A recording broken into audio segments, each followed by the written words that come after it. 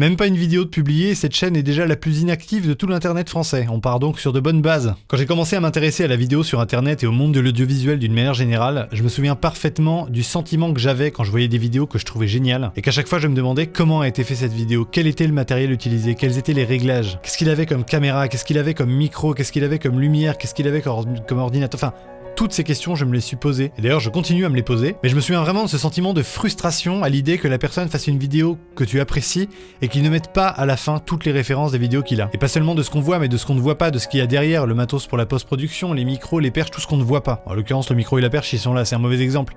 Mais vous avez compris, quand on est passionné comme ça, on commence à se poser des milliers de questions et ça peut très vite devenir très frustrant. Alors moi j'ai décidé pour cette première vidéo, enfin la deuxième vidéo de la chaîne, mais la première vidéo qui parle de matos, de vous faire la liste la plus complète possible de tout le matériel que j'utilise pour produire mes vidéos. Alors évidemment, tous les liens des produits dont je parle seront en description. Alors je ne me fais pas d'illusions, je sais bien qu'il y a personne qui va voir la vidéo et qui va se dire « Oh trop bien, j'achète !» Encore que moi je l'ai déjà fait, mais enfin bon. Alors commençons par le commencement. Ma caméra principale qui me filme actuellement est le Panasonic Lumix GH5. C'est ma caméra principale parce qu'elle filme dans à peu près tous les formats qui existent et c'est d'ailleurs une des raisons pour laquelle c'est une caméra qui est devenue une référence dans le monde de l'audiovisuel. Dans cette tranche de prix, on est d'accord, à savoir aux alentours de 1500-2000 euros. Ça filme en Full HD jusqu'à 180 images par seconde, donc déjà là on parle de ralenti plutôt propre. Ça filme en 4K jusqu'à 60 images secondes. Ça peut même filmer en 6K en anamorphique. Alors l'anamorphique, si vous savez pas ce que c'est, je vous mets des liens en description de vidéos qui expliquent très bien. Et globalement, avec ça, on se rapproche d'une qualité cinéma. Alors je pense que sur le GH5, il y a peu de gens qui l'utilisent, mais au moins ça a le mérite d'exister. Et pour peu qu'un jour vous ayez des grosses productions avec des gros budgets, c'est bon à savoir. C'est une caméra très légère avec une autonomie incroyable. Moi j'ai fait des tests en continu, c'est-à-dire je chargeais la batterie à bloc et je lançais un film en continu, la batterie tient 2 heures. Avec 2 batteries tu tiens 4 heures, c'est absolument incroyable par rapport à plein d'autres caméras sur le marché. Donc là t'achètes 4 batteries, t'es tranquille pour la journée déjà. Alors pareil, je vais pas rentrer dans le détail du GH5, il y a plus ou moins 2 milliards de vidéos qui en parlent sur YouTube, vous trouverez tout seul. Alors pour les optiques que j'utilise sur le GH5, il y a le 25 mm 1.4 de chez Lumix, le 8-18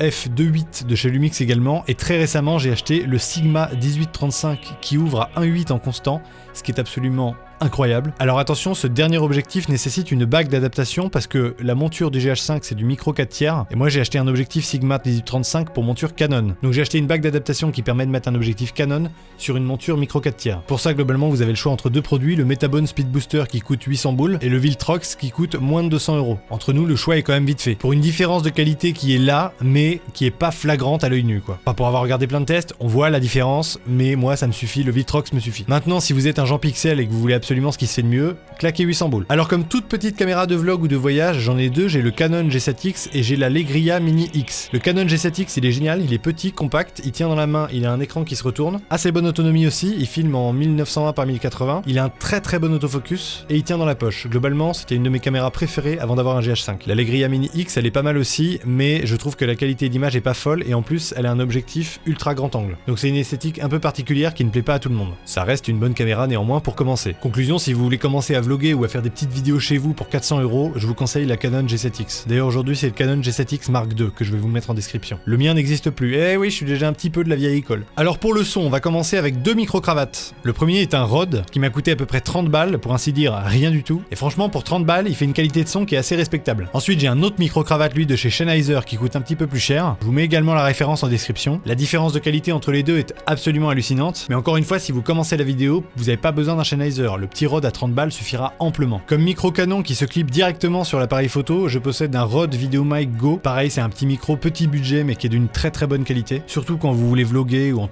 parler face caméra à 1m, 1m50. Ensuite, si je veux faire des plans un petit peu posés, sans interview, plus pour un court-métrage ou de la fiction, je vais utiliser un micro canon qui est le Rode NT-G1 que j'accroche sur une perche. Alors attention, c'est un micro qui est extrêmement sensible au mouvement, donc c'est pas vraiment un micro pour aller sur le terrain. À moins que vous l'accrochiez à une vraie perche professionnelle, stabilisée, etc. Mais ça j'ai pas. Je peux pas vous conseiller, j'ai pas. Et enfin, en termes de micro de studio, j'ai le Rode NT1A, qui est celui qui est en train de m'enregistrer en ce moment, et le Sennheiser MK4. Je sais jamais si on dit Sennheiser ou Sennheiser, mais on s'en fout. Le Sennheiser MK4, c'est un micro de très bonne qualité qui coûtait aux environs de 400 euros quand je l'ai acheté. Je l'utilise plus trop parce que je sais pas, il a dû s'abîmer, il y a une espèce de souffle maintenant, faudrait que je règle le problème. Mais vous voyez bien que pour 189 euros, vous avez un Rode NT1A qui est d'une qualité absolument incroyable. Je vais beaucoup dire absolument incroyable dans cette vidéo, même si ça ne veut rien dire, mais là on entend. Bonsoir, il est également possible de faire de la ASMR, c'est absolument incroyable. Alors pour le traitement du son de mes deux micros de studio ainsi que le son du Rode NT-G1, j'utilise une carte son externe qui est la Scarlett Focusrite 6i6 et j'utilise également un compresseur qui est un DBX 286S. Je vous laisse aller allez checker les références en description. La carte son, ça me permet de brancher des micros de studio et de faire rentrer le son dans l'ordi. Et le compresseur, ça me permet globalement de gonfler un petit peu le son, de réduire la différence entre les...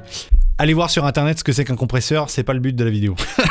Tu parles, tu sais pas expliquer. Globalement, ça donne cet effet un petit peu radio, un petit peu propre. Ça permet de nettoyer un petit peu le son. Si vous êtes un fanatique de son, achetez-vous un compresseur. Pareil, ça vaut moins de 200 €. Ah et enfin, j'ai oublié pour le son, j'ai acquis tout récemment un Zoom H5. C'est un enregistreur portable qui est très pratique parce qu'il a 2 entrées XLR, donc il me permet d'enregistrer avec un micro de studio n'importe où en extérieur. Ça, je le recommande également. Vous pouvez aussi brancher dessus un micro-cravate ou même enregistrer tout simplement avec les 2 micros stéréo qui sont dessus en natif et qui sont d'une qualité insolente. Je ferai certainement une vidéo dédiée au Zoom H5 dans l'avenir. Pour l'avoir, faut s'abonner. T'as compris, marketing, hein. Alors le son, je le traite soit en post-prod sur Adobe Premiere Pro qui est mon logiciel de montage vidéo principal, soit sur Logic Pro 10 qui est un autre logiciel de montage vidéo sur Mac, soit sur Adobe Audition qui est un logiciel spécialement pour le traitement du son de la suite Adobe sur PC. Il doit exister aussi sur Mac. Il y a aussi des logiciels de traitement de son gratuits comme Audacity qui est une référence dans le traitement du son. Il est gratuit et vraiment de très bonne qualité, vous pourrez faire des choses merveilleuses avec. Je vous mets le lien en description. Alors pour produire mes musiques, j'ai 2 claviers maîtres que sont le Yamaha PSR E413, alors ça c'est un vieux machin, et j'ai aussi un tout petit clavier, le Akai LPK25 pardon, qui est un tout mini clavier maître mais qui permet de faire plein de choses. Ces 2 claviers là, je les relie tous les deux en USB directement dans mon Mac et ça marche à la perfection. En termes de lumière, j'avais acheté il y a quelques années pour commencer un kit de 3 softbox complètement pourri sur Amazon, j'en avais eu pour 100 €, tous les pieds, les ampoules, tout compris. C'est très bien pour faire un petit éclairage 3 points de fortune. En revanche, c'est pas de très bonne qualité, tu peux pas régler l'intensité et tu peux pas régler la température de couleur. C'est très limité et c'est assez fragile, mais encore une fois, je crache pas dessus, j'ai produit mes vidéos avec pendant 6 ans sur YouTube. Donc c'est très bien pour commencer, on est d'accord. Mais récemment, comme je voulais une lumière de meilleure qualité, j'ai investi dans un panneau LED rond Falconize SO28 TD. C'est vraiment un petit bijou de technologie, vous pouvez régler l'intensité de la lumière,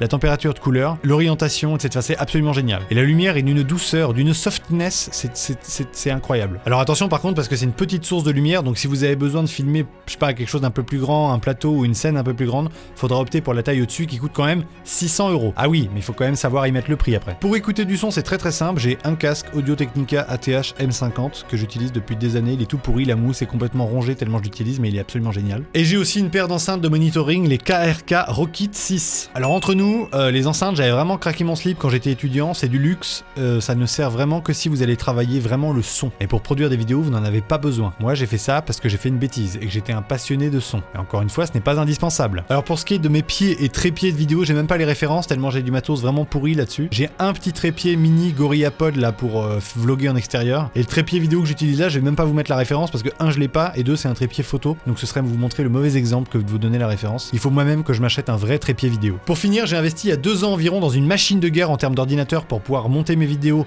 sans avoir de problème et aussi pour pouvoir jouer comme un porc à Fortnite, mais ça on ne le dira pas. Toute la liste des composants de mon ordinateur sont dans la description également, c'est super dur à dire. Alors je le redis pour que ce soit bien clair, cette vidéo n'est absolument pas un déroulé vantard de tout mon matos pour montrer que j'ai du matos, c'est vraiment par pure envie de partager que je le fais parce que moi j'ai pu me poser la question à l'époque quand j'avais 0 matos, et aussi parce qu'on me pose souvent la question sur mes réseaux sociaux comme Instagram ou Facebook par exemple. À mes tout débuts de YouTube, je n'avais rien pour me filmer, j'avais pas de caméra, rien, je filmais avec la webcam d'un ordinateur portable. Et c'est tout. Pour tout vous dire, la vidéo qui a le plus buzzé sur internet depuis que je fais des vidéos sur internet, à savoir les révisions qui a fait un petit peu plus de 800 000 vues juste sur ma page Facebook et des millions de vues cumulées par toutes les pages qui m'ont volé la vidéo, je l'ai filmé avec la webcam d'un MacBook Pro 13 pouces 2012. C'était bien dégueulasse comme qualité. C'est donc bien la preuve que ce qui compte, ce n'est pas le matos à 10 000 boules, mais le scénario, l'écriture, l'histoire que vous voulez raconter. Avant d'investir dans du matériel, testez des choses, sortez de chez vous, écrivez des scénarios, écrivez des sketchs, testez des parodies, faites des petits trucs avec vos frères et sœurs, vos parents,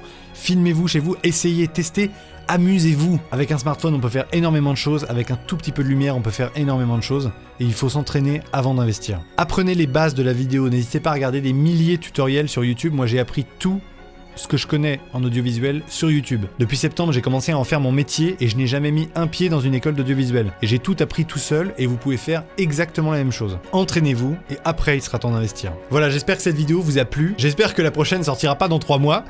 Mais ça, pour le savoir, il faut t'abonner. Voilà, à bientôt.